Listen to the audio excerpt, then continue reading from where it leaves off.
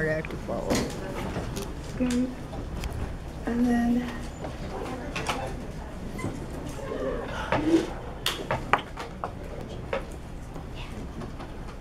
okay.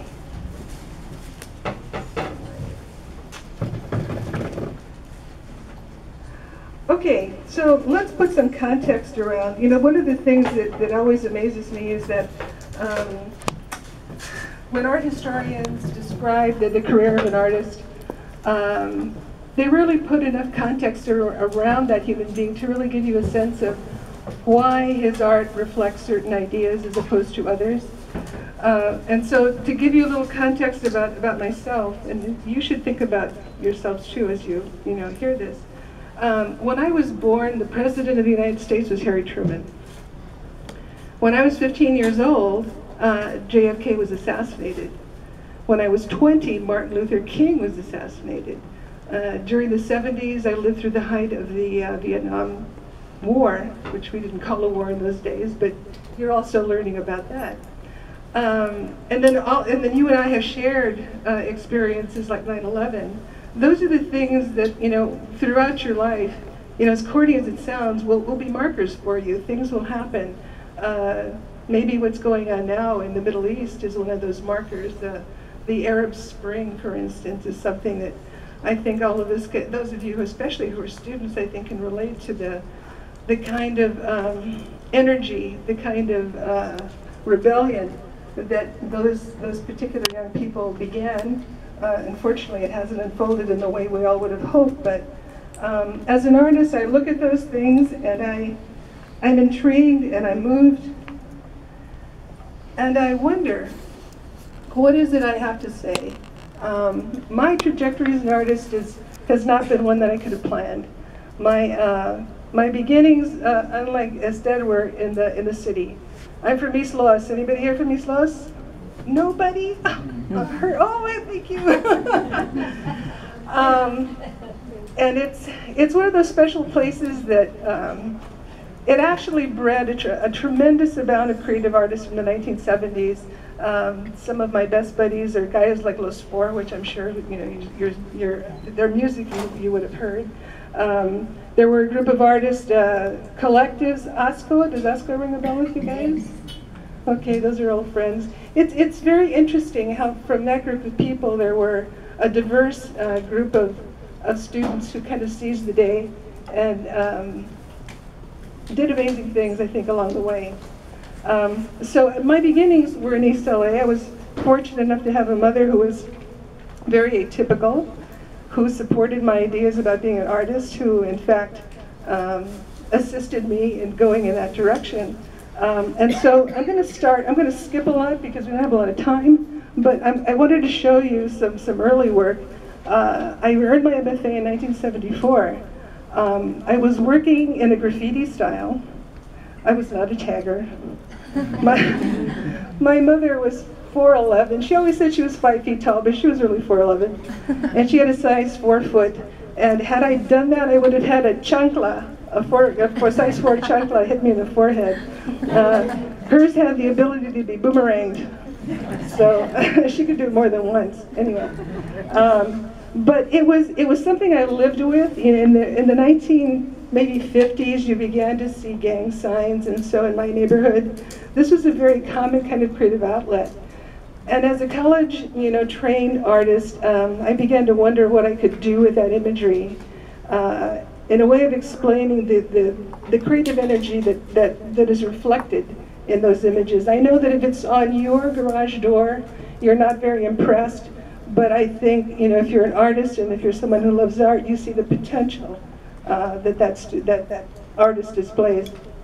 The piece, the revolutionary guy here, is actually in the collection of the Crocker. They bought it after a show that we did in 1974 at the Oakland Museum. This piece here is actually a mural. It's a huge mural that existed on the west side of Los Angeles for quite a while. And I think I was actually the first woman who actually did a full-scale graffiti-style mural that early in what has now become aerosol. They call it aerosol art. This is the piece that's in the Smithsonian. It's also a print, which is I find really interesting because I'm not really a printmaker, but I had the opportunity to work with the legendary Chicano Gallery in East Los Angeles and print this particular month. It was a calendar for their calendar 1976. It was a surprise kind of opportunity, and it's been an image that has been reproduced and admired, since it was created. This, I wish I could tell you the entire story of this. During the time in the 70s, there was a point for 10 years, a period of time for 10 years where I did about a dozen murals in Los Angeles. By 1984, I moved to Chicago, so there was this period of time where I was very active in public art. One of the most rewarding, exciting, frightening experiences of my life is connected with this particular mural. I did it with the Sotel gang on the West Side. And to my knowledge, it is the only mural that has ever incited a full-scale police riot. It was absolutely frightening. Guns were drawn, police surrounded us, arrested us, not me, but my kids. It was, it taught me what power art has, which is what Ester was talking about. There was this one image in the mural that the police objected to. Just right next to the hand of the young man who's just on your right is the word Sotel. That's the name of the gang. They objected to that. They wanted it removed. And through various channels we said, no, we're not going to remove that. And as a result, there was this disturbance towards the end of the completion of the mural. 25 years later, the mural was being restored, and the police found me in Chicago to ask if they could remove that word. I couldn't believe it. I said, I don't believe it. You are still obsessing about a word. 25 years later, this still bothers you? Well, it's a dangerous word. It's, they had every reason under the sun. And I told them that I would use any legal means at my disposal to keep them from doing that. The mural was restored, and it lasted for another 10 or 15 years. This is an example of some more public art. This is Carlos Almaraz. Some of you might know who he is. Very well-known painter. He died much too young. He was a member of Los Four. I was the only female member of Los Four. I think you recognize Cesar Chavez. We worked for him. And these two murals are significant because they're at a public housing project, but they're also about women. Carlos was one of the most involved men I knew in the 1970s. And he was the one who actually thought that we should do murals together. I would help him do his, he would help me do mine. And the topic should be women, because there were a lot of murals dedicated to male imagery, and he thought that there needed to be a balance, which I totally agreed. And so we did these two. And I think you can see the influence of the print that I showed you that I did for Mexicano, and the mural, the face of the woman in the mural. This is the last mural I did in Los Angeles. It was the official bicentennial mural for the city of Los Angeles, celebrating the founding of El Pueblo in 1781. It was 3 stories. It was there for 20 years, which was interesting because the building was in such bad shape that it wasn't supposed to last for a year, but it actually wound up staying for 20 years. It was a great experience. It was, my father, I think it was a closet artist, actually had the opportunity to help me paint this. My real career, or the career that I'm closest to, is my studio work. And I am someone who draws. And I think the art world is divided between people who like to sling paint and people who like to draw. And I love to draw. Pastel gives me the opportunity to draw in color. And so my studio work tends to be in drawing mediums, mostly pastel, but also in ink and in graphite. One of the themes that have run through my work I tend to be a little on the philosophical side. I'm one of those crazy artists who likes to describe, to ask questions, to create, I don't know, a feeling in the viewer that this piece is something that they need to define for themselves. I'm very, I don't know, uncomfortable with the idea that people want to know what I was thinking, because that's not really the point. I will not always be around to explain what I was thinking. It's really what you see, what you feel. There is no wrong answer. You don't have to love it, but if you do, that's great. If you don't like it, it's just as important to describe why you think it's not great, as well as those who really like it and see things in it. These are a couple of masks, a series of masks actually. As women, the idea of roles, of multiple roles, of hidden roles, of desires and potential oppressed. There are a variety of things you can read into it, but it's really for the viewer to look at these things and decide how they feel about them. One of the other things that I struggle with is the idea of dreams and dream interpretation. All of us have had dreams of people of falling, the feeling of falling and what that means. And so there's a series of things that I did probably in the early 80s and then again in the 2000s that have to do with that. This is a contemporary version of Coiled Jockey. You know that story, right? She was torn apart by her brother. We'd steal a porcelain and throw it into the sky.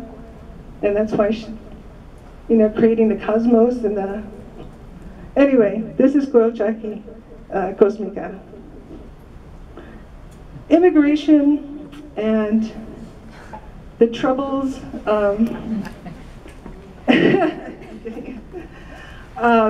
that have visited Mexican Americans since the formation of this country are legion. I try to address them as often as I can. I think most of the work that I think people associate with me is actually political. This particular piece was interesting because it wasn't originally something I would have done if I hadn't been challenged by the president of the National Museum of Mexican Art in Chicago. He wanted to do an exhibit that had to do with a reinterpretation of actually it's an urban myth that's Puerto Rican, the idea of the Chupacabra. And so I decided to apply it to the idea of the immigration dilemma that's in this country. And depending on who you are, you can interpret that the little goat is sucking dry the guy with the American flag, or the other way around, depending on where you fall politically. But I think that it's not something you can turn away and not have an opinion of, which is, what I enjoy doing. One of the other themes that has run through my work since about 2007 have been the murders in Juarez. Very, very troubling because it rarely reaches front pages here in the United States or anywhere else. Women continue to be murdered on the border, and as long as that happens, I will talk about it. This piece was recently acquired by the Pennsylvania Academy of Fine Arts in Philadelphia. This is another Juarez piece. This is actually here in Sacramento. I also like to criticize Mexico. I love Mexico. I was not born there. I was born in LA, but my mother's from Mexico. And it is an amazing country. The people are tremendous, but the corruption in government continues to astound me. All of the problems that visit Mexico and have always visited Mexico could be solved if the corruption was eliminated. And so as long as that goes on, I will continue to criticize them. And so there's a series of these things you can see on my website. one of the new streams of work that runs, or ideas that run my work have to do with, they're still political, but they're personal politics. I was thinking one day I wanted to talk about relationships. And so the series was born that's called the Adam and Eve series. And I wanted to talk about human relations, especially between men and women. And I was looking for a way to do it, and I thought, who doesn't know who those two people are? You don't have to be a Christian to know who Adam and Eve is. Everybody seems to know who they are. And so I thought, what better way to, make commentary on the kind of dilemma that I think men and women find themselves often in, at odds with one another. And so I've been commenting on that. This is the Seduction of Adam. These are all pastel on paper. They're fairly large. The last series that I've been working on, I won the COLA Fellowship in Los Angeles last year, the City of Los Angeles Individual Artist Fellowship, and the work that I produced during the fellowship period had to do with a series again that I had begun earlier, called the Luchadora series, which means you can interpret it as a worker. I interpret it as a warrior. And so there are these new images that I've been playing with that have to do with commentary and the dichotomy of religion and the status of women, and how those things can frequently be in conflict, historically and socially.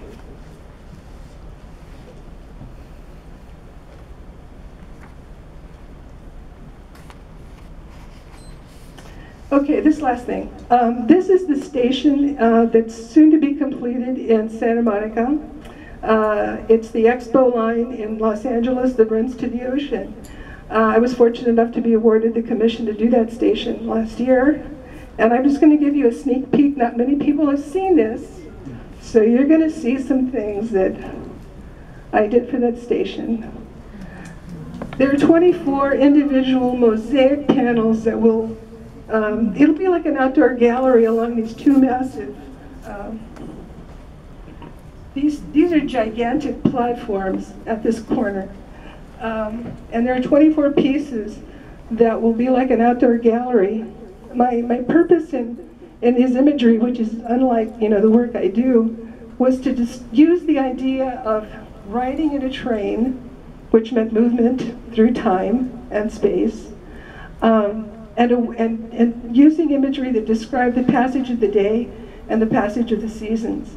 And to do that, I did research on 265 countries, which are represented in Los Angeles, and tried to draw as many of those symbols as I could and remix them in an LA remix of what Los Angeles really is. It's a combination of all these things. So the horses actually are an exact reproduction of the horses at the carousel on the pier. And these are two other panels. These colors are a little hot, they're not quite this hot. And this is the sneak piece. I'm not supposed to be showing you this. This is actually the mosaic. Yeah, Metro finds out they'll have a cow. This is the mosaic translation. All of these have been translated into mosaic by one of the most brilliant studios in the world. It's a three-generation family in Cuernavaca, Mexico. Their surname is Perdomo. They make the glass, and they work in the old-fashioned Byzantine style. So all of the panels that you saw have been translated into this beautiful mosaic glass, and that's what will be installed at the station. Oh my God. Wow. So come to LA to see 2016. Wow. Thank you.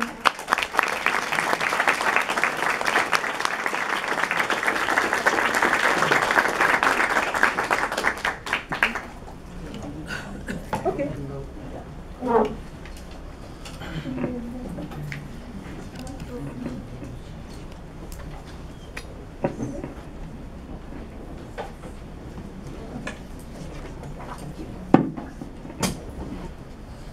great presentations. And what I wanted to do was to provide you with a little bit of context. So I'm going to be able to give you some kind of an overview, very brief, in terms of what's, as Judith was talking about, sometimes it's very hard to know what are some of the influences that artists have to create the work. But I thought it would be nice, since you've seen these two artists and you may or may not have seen other Chicana artwork, to just see a little bit more, and also to hear a little bit more about the historical antecedents for some of this work.